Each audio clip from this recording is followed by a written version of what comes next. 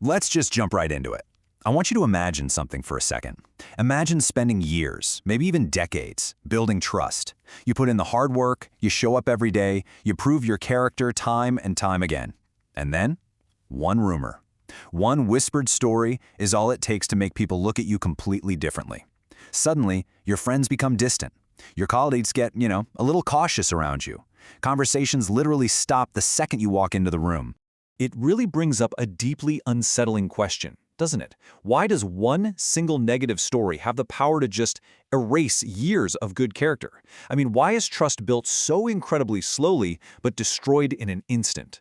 Why do people believe rumors with almost zero evidence? We all love to think of ourselves as these rational creatures who carefully weigh the facts.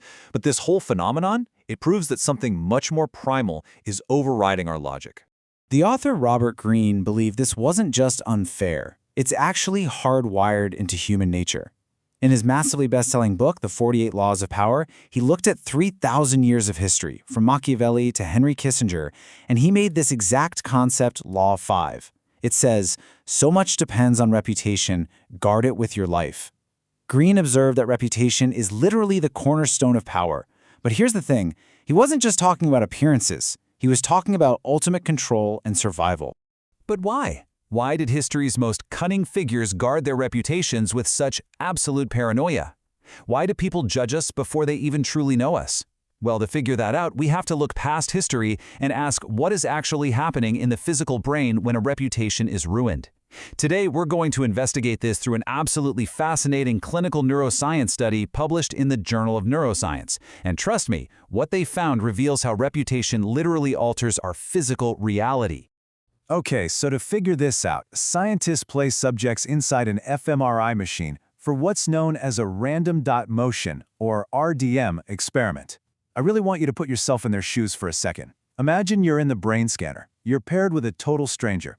Step 1. You see a picture of your partner's face, along with a reputation rating out of 5 stars, which was supposedly given by their peers. Step 2. You have to look at a screen of moving dots and guess which direction they're flowing, and you're supposed to take your partner's advice into account. And step 3? Well, here's the kicker. If your joint performance is poor, you don't just lose points, you will actually receive a painful electric shock to your wrist. So the stakes are undeniably high, right? Real physical pain is on the line here. Now, throughout the experiment, you're paired with different people. Sometimes you see a 5-star partner pop up, someone with this glowing, high reputation for being super competent. But other times, you're paired with a 1-star partner, someone with a pretty dismal, low reputation. Now here is the incredible plot twist of this whole experiment. The researchers completely manipulated the setup behind the scenes. The actual performance accuracy between those 5-star partners and the 1-star partners was virtually identical. We're talking 88.5% versus 86%. The 1-star partner was giving you almost the exact same quality of advice as the 5-star partner. But because of a psychological concept known as the halo and horn effects, the subjects' brains didn't care about reality. They literally only cared about the reputation. Think about that.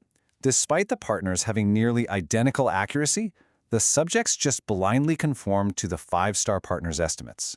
And this conformity absolutely skyrocketed, specifically when the visual task was highly uncertain and ambiguous, like when the dots were moving randomly and it was just impossible to tell which way they were actually going.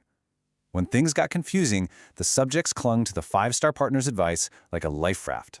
So, the absolutely crucial takeaway here is this. Uncertainty makes us incredibly vulnerable to social influence. Psychological theory calls this informational social influence.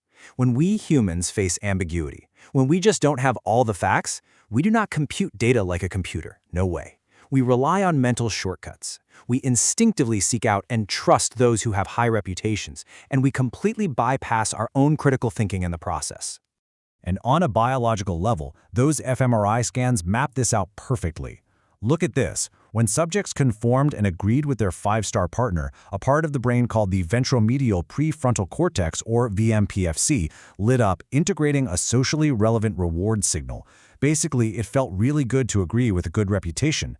But when subjects disagreed with their partner, it triggered the DACC, which is a region associated with error monitoring and conflict. Disagreeing literally registers as a cognitive error in your brain.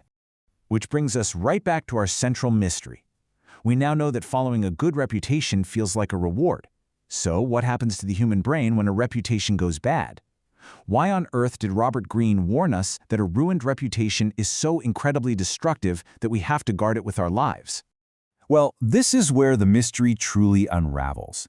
The researchers found that merely seeing the face of a one-star partner on the screen immediately triggered the subject's amygdala. Now, your amygdala is essentially your brain's alarm system. It processes fear, threats, and behavioral avoidance. Just think about that for a second. A low reputation isn't just processed logically as, oh, this person is bad at the task. No, it's processed by other people as a literal, physical threat to their own safety. Being paired with a low reputation individual caused severe neurological distress. The subjects reported highly increased subjective anxiety ratings, but even more shockingly, the fMRI showed elevated activation in the bilateral posterior insula, which are the exact pathways in your brain responsible for anticipating physical pain. Before a single electric shock was ever administered, just being in the presence of someone with a bad reputation caused the subject's brains to literally brace for physical agony. And honestly, this brilliantly illustrates the ultimate perspective shift. Most people believe reputation is created by what you do. But the reality? Reputation changes how people interpret what you do. Remember Robert Greene? He wasn't saying reputation matters just because appearances are everything. He was observing that humans rely heavily on these mental shortcuts. A reputation is the neurological lens through which others process their own physical safety around you. The exact same action can be seen as confident or arrogant, honest or deceptive, entirely depending on the reputation that precedes you.